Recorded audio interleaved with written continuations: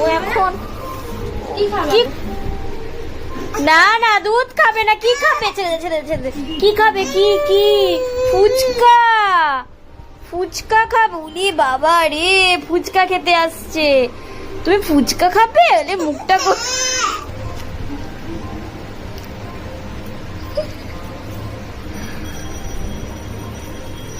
একটু আলু দিয়ে জল দিয়ে দেবো? দেবো এটা, এটা দেবো, এটা এটা দেবো? আহ, টক খাবি? টক? ইস ইস, টাকা টাকা টাকা।